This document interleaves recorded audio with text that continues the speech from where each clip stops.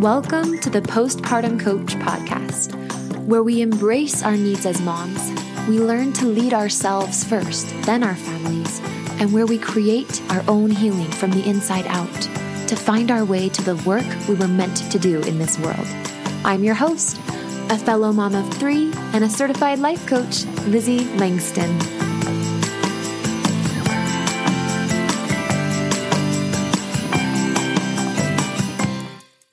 What's up, everybody? This is Lizzie. If you notice, my voice sounds just a little bit different this week. We are in transit and I don't have all my equipment set up just yet, but that doesn't stop me from acting on the muse. So I was just thinking, I watched the Lake Pond. Is that the right word? The Lake Pond? No, I don't think it is. It's the Long Pond Sessions. The documentary on Disney Plus about Taylor Swift and all of the behind the scenes with writing the folklore songs on her folklore album. Anyway, I was watching that today in my depressiveness because I will tell you a little bit more in a minute, but I've been in a bit of a depressive episode, which as a life coach who teaches on this stuff, it's a very interesting thing because like Taylor Swift, the way that I alchemize my hard experiences basically creates tons of values in what I put out to the world, tons of value. So it's not like I try to be depressive to make money, nothing like that. But at the same time, it's just interesting how some of my best work and my best content really comes from like my internal alchemy in my life. So yeah, you'll get to hear a bit of that today. Anyway, I just wanted to share with you what I think I have in common with Taylor Swift. Except, gratefully, I don't have to deal with the tabloids and people spying on me with a 200-foot camera lens. Okay, so how are you today? How are you? What do you have in common with Taylor Swift? I would love to know. Which of her songs resonate the most with you? Hold on, I'm going to pause and I'm going to think about that and then I'm going to tell you my answer. I want you to do the same. Okay, I decided there's just not one answer, but for today there's an answer, so I'll give you my answer for today. It's one of the, maybe the second to last song on her folklore album. I could look it up, but I'm not going to. I think it's called Peace, or I Could Never Give You Peace. And I loved hearing the way that she crafted it and the way Aaron Dessner created the music for it and just the mastery she puts into her lyrics. It's so amazing. It's such great alchemy, speaking of alchemy. Anyway, but I love, it's like, who do you want to be sad with? Who would you be sad with? If you knew that you were going to get married and there would be like 8 months or 8 years of gray clouds and cloudy skies, metaphorically speaking, right? If there was going to be depression or loss or financial problems, would you still be up for the deal? Would you still want to stay? And, I love that song. I could never give you peace, but I can give you my love. I can show it to you in all the ways. I can give you me, but I might not be able to give you peace. Aaron Dessner, actually, he sits across from Taylor Swift. If you don't have Disney Plus, no, this is not a paid advertisement, but you might just need to go get it. Hopefully you do. Hopefully most of us do. I know it's kind of like another monthly expense and we all have so many monthly expenses, but if you can spare even just 1 month, it's worth it to see the documentary she has on there of, I don't know if it's really a documentary, but it's just her making these songs. Anyway, Aaron Dessner, the guy that created a lot of her music, he's from the Nationals. For that album. So he shares about how he experiences depression. And frankly, I think we all do. I think personally that depression is an adult tantrum. It's a tantrum from your inner child. And it is when there's been emotional debt that has been stored in your body. And it is the coming out of debt emotionally. So depression is actually an emotional gain in the long run, but we've been taught to see it as this deficit and as this problem. Not the case, not in my experience. And that I feel that way as I listen to that song. I think about my husband, I think about my kids, I think about me, and I just think, yeah, maybe I could never give you peace. Maybe I'm always going to be up and down because as a child, there was a lot that I went through and there was a lot that was stuffed in my body and it is coming up, especially seemingly in my 20s and 30s. And can these be the golden years too? And can these be the times of the most authentic, raw love? And one more thing I'll say about this is I've been thinking a lot too about, have you ever noticed that so many artists, let's just say in the music industry, but I think this could span across very many different mediums of art, whether it's a playwright or, paint on canvas type of artist. So many artists have gone through so much hard. And I'm not trying to portray an artist has to perpetually be a victim or anything like that. But I know because artists deserve happiness, right? Everyone's worthy of happiness. And I've just noticed that it's very interesting how when the world or greater society decides that an artist is valuable and all of a sudden they, quote, make it big and their art is worth lots and they get featured in magazines or whatever. But they were always there before anybody in the world besides themselves believed in them and knew about them. And that's how I feel sometimes. I think for all of us, there's that inner artist, right? Whether we're just artfully creating a family and that's our work of art, or whether we're creating something else or both, all of us has that quiet time before like other people realize how special you are and how glorious you are and how incredible you are. You feel it. And you go through the cloudy days and you have to still see yourself that way no matter what. So I've had the chance to do that. And what I want to bring to you today is a short list of really sort of the trade secrets of depression. I went from experiencing depression as a brand new mom. Okay, I wasn't brand new because I had 2 kids.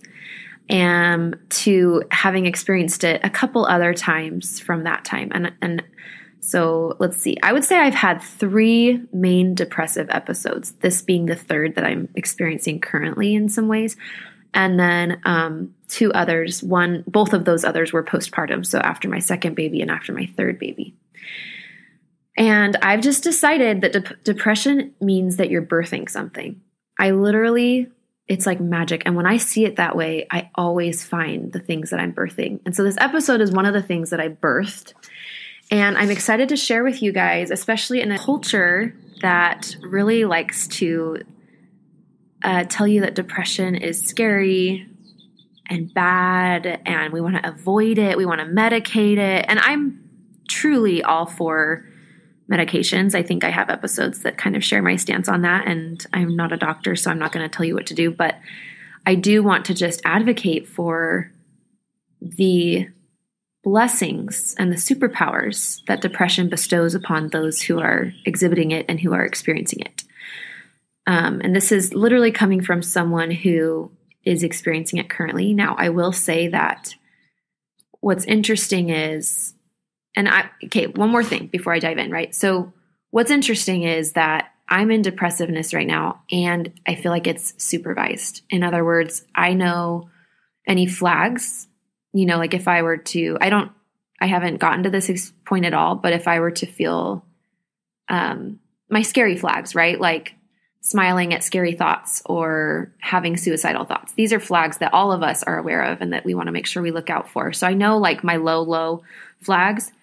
And then I also know and could see there's always a little time when you can't see that it's happening, and then you start to realize that it's happening, and then you just get to decide what to do at that point. So for me, I just decided to get some support and just go through it because I know how to do depression. It's not a problem. It's not a big, scary thing for me anymore. It used to be really terrifying and panicky. But I think it's interesting. And I want you, if you're depressive, I want you to try to find these 2 parts of yourself. There's always 2 parts of yourself in depression. There's the part of you that's in the depression. And then there's the part of you that's witnessing yourself in the depression. There's always, I promise you, there's always those 2 parts. And it doesn't mean you're bipolar. It's just a fact of being a human. We have this amazing prefrontal cortex, this amazing ability to, even in the moment, to be in the moment in your body, but to in your brain zoom out and see the moment from a different perspective. It's crazy, like this duplicity of stance and perspective that we can do. And so what I've realized is one of my best strategies to experiencing depression in a way that breeds good change, birthing, alchemy, growth, etc., and safety even is to just not try to get out of it, but just get really good at seeing it and supervising it while I'm in it. And then it works for me and it does amazing things for me. And so as I've gotten good at that, and I want you to know, you guys, this is possible for you too. It's not like I'm extra super amazing or something. I mean, I think I'm amazing, but I think all of us can do this. And especially if you want to have like a big, important life to whatever your standards of big and important are, not anybody else's, right? If you just want to go out and do things that are really important to you, that scare you, even maybe they might be public or they might be publishing or whatever, you're gonna need to get comfortable with lows and not freak out and panic and try to medicate yourself every time you go through this, because it's just part of living a full spectrum existence. And if you're going to be a creative of any kind, same thing. So I want to chart here publicly. I want to professionally and publicly put down some of my favorite depression superpowers. Here we go. The first of my favorites, and this comes from me being a mother of children, is the superpower of play. Now, I don't feel like I was that good at this when I first got depressive. So this comes as I am in my third set of depression. I realized that there's this alternate reality you can go into with your kids. And remember, there's the party that's in the depression, and then there's the party that supervises. So I always have this supervisor who's looking out for my safety. But unless safety's at stake for my kids or for me, it's just really cool to disappear into my children's world. It's super cool. And I feel like if I was traveling through the universe, it would be like taking this little wormhole and it spits you out on a different planet for a minute. And gravity's different and the colors are different. And so I call it play. Play can be a completely different reality. So yesterday, my son, he's my youngest son, he's 4, and when I'm in depression, my kids watch more shows than typically, which I think makes a lot of sense and is normal. And so that's just one of my strategies. I have a bunch of strategies I want to share with you maybe in a different episode. And so one of them is delegating my motherhood to, different shows or screens and stuff. But my 4-year-old, he doesn't buy that as much. He still needs to move his body as much as he almost ever does, and still wants to play with me, etc. And so instead of just resisting that, I just melted into it.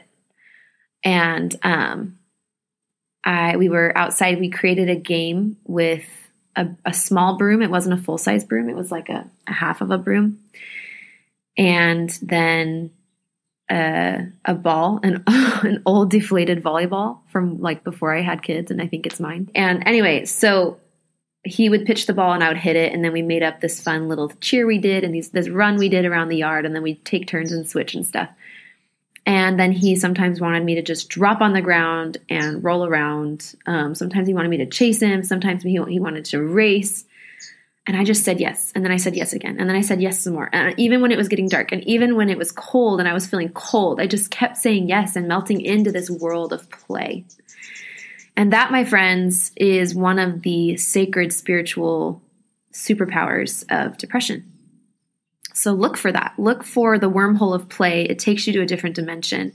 Melt into it. Say yes. And remember and trust that you do have, even in depressiveness, you have this safety net, this ability. It's not like if you let yourself melt into play that you're going to allow people to just totally hurt themselves. I will say that my danger sensitivities come down a little bit, which is actually really nice. I don't freak out about every little thing, but I still do coherently understand when my kids are safe or not, which is one of the reasons I'm allowing myself to be with them, because that's pretty cool that I can do that. So that's a cool one. The second one is, I kind of just touched on it, but calm. It is the superpower of calm. So when you're anxious, you're not calm at all. And part of, I think, where depression comes from is after weeks of being anxious, you get into this burnout. Your adrenals are burnt out. Your nervous system is just fried, which is definitely where I feel like that encompasses some of why I'm here, for sure. And so, yeah, one of the areas that I experience a lot more calm when I'm depressive is cleaning. So typically when I'm not in adrenal fatigue and depressiveness, which again, I'm saying to you is a gift. So hang with me. I'm going to show you some ways that that could be true. And if you don't want it to be true, it definitely doesn't have to be for you. But yeah, when I'm depressive, one of the ways that I experience a lot of calm is around the cleanliness of the house. And in my first couple episodes of depressiveness, I used to really harp on myself. Like even in my depression, I had no concept of self-compassion at all. At that time, I mean, I shouldn't say no concept of it, but especially in depression, when I was in depressiveness, it was new to me and I was hating it and fighting it and wanted to get out of it. I didn't see the beauty in it. I didn't see the power in it. I didn't know that there was alchemy that could come out of it. Even though there was, I just hated it so much. I couldn't see any of this stuff that I'm showing you right now. And I was resisting it hardcore, scared to death of losing my identity, all the things, right? I'm sure you can relate 100%.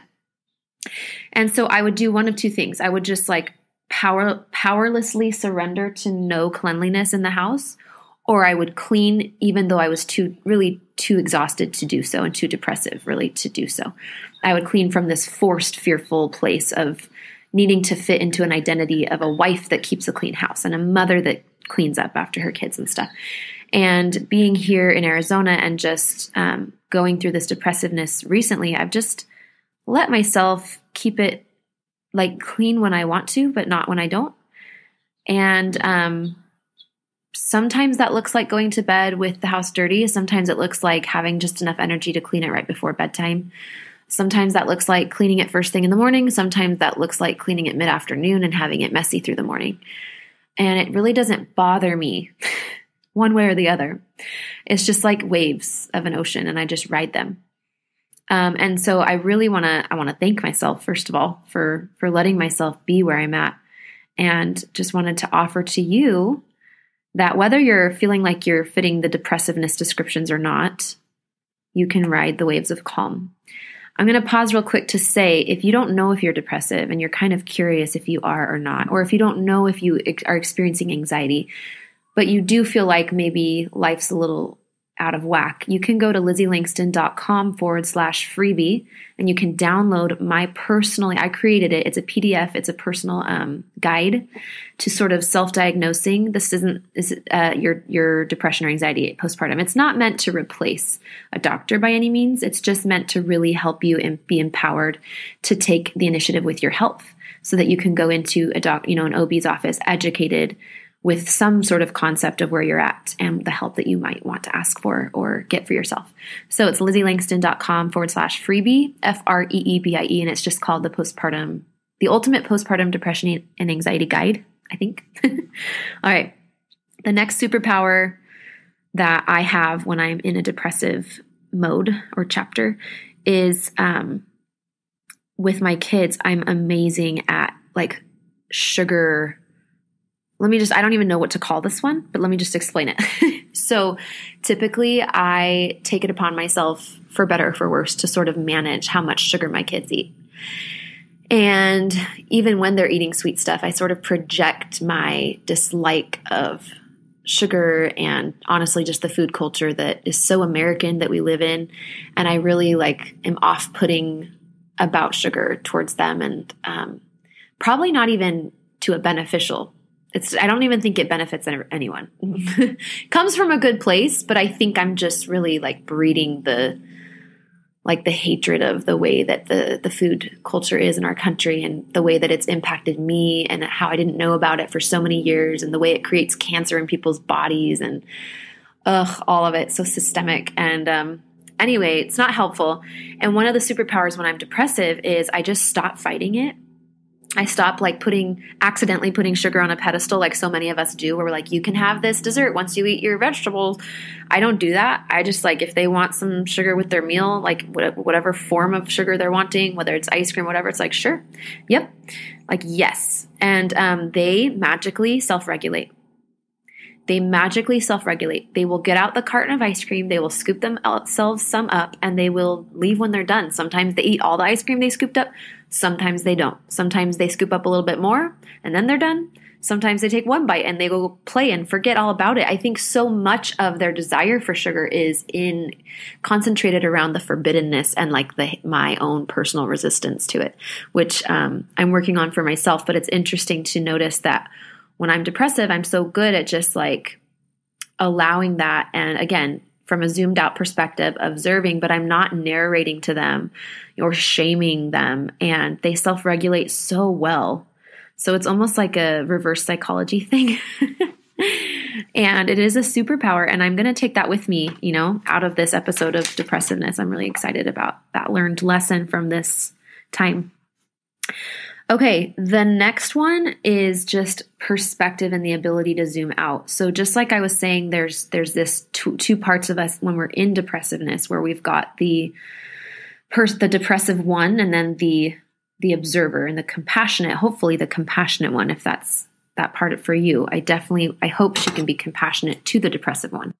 But that duplicity, like that double perspective, I also experience that when I'm in a depressive space. I experience that with my entire life. So I go from being in my life to kind of zooming and being out of it, being in my body to being out of my body. And so I see my body in a different way. And I see specifically what I want to focus on with this one is I see my life a different way. So for example, in this most recent depressive episode, I've started to realize that I can't keep calling my work life work, because it's just life. It's just part of me. And I'm coming into this state of acceptance around it. And that's a gift that I didn't have before coming into this depressive time. But through just melting into the depression and not fighting it and not judging it and just being with it, like literally like a friend on my shoulder, welcoming it in, being next to it, right? I've been able to really shift into the mindset that I know will ride with me to the next levels of life, not just levels of business, right? Because it's not like business is this orange that I'm trying to squeeze all the juice out of, all the money, all the cash. It's like, no, this is part of me. So if I'm juicing my business, I'm juicing me. Like that doesn't work. So I think it's just a little verbiage shift, but definitely just seeing my business as my life. And same thing for you, not seeing motherhood, or maybe you own a business as well, but specifically with motherhood and mothers, not seeing motherhood as like this separate thing from yourself, like allowing yourself to be in your motherhood. It's not like you're on mom duty and then you're off mom duty. It's like, it's all you. Are you bringing you and all of you to your children? That doesn't mean oversharing with things that might not be age appropriate for them. It doesn't mean you can't shield and protect them. It doesn't mean you're like a friend to them and not a parent. But also there's a happy medium between just being a mom and just being a friend to them. There can be this beautiful medium, which is where I like to hang out, which is you're super authentic with yourself.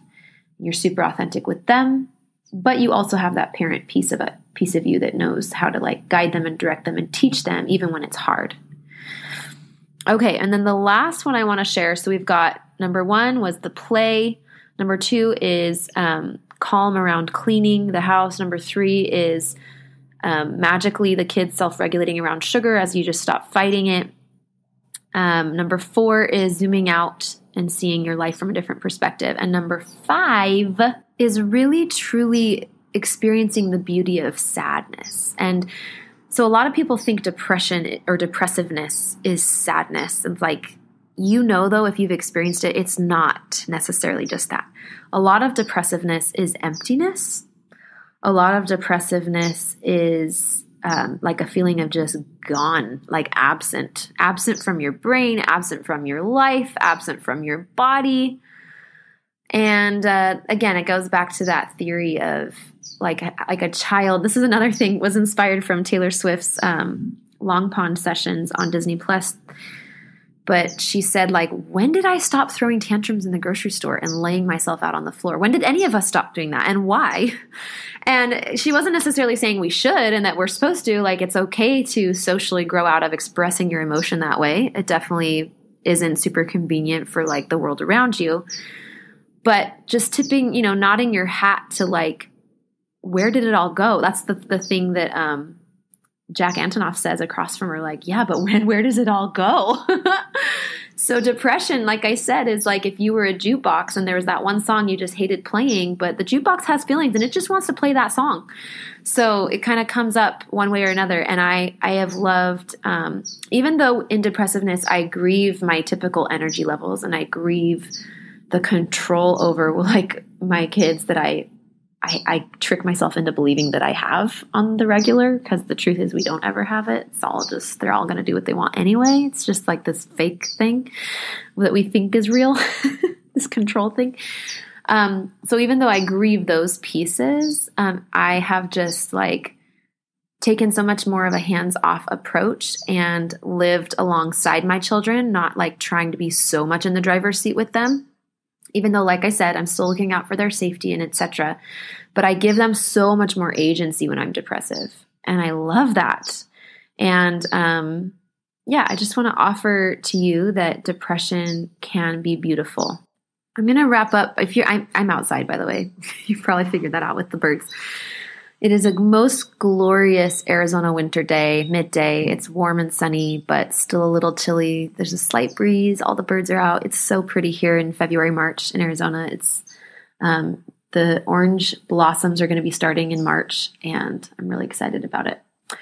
My concluding comments here are that if this is your first experience of depressiveness and or anxiety, I want you to know that there's many of us that have walked this road before you. And there's a lot of noise out there and stuff. But here's what I want to say. If you were in my corner of the universe, I already told you, say that I want you to believe, and I want to invite you to invest in the belief that you are birthing something. Whenever you're depressive, you're not stopping something, you're starting something. You're birthing a new version of yourself. It's like the darkness before the light of creation.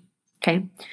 And then number 2 is, this is supposed to be happening. This is a normal part of the human experience. And as women, we've been so sanitized by the patriarchy.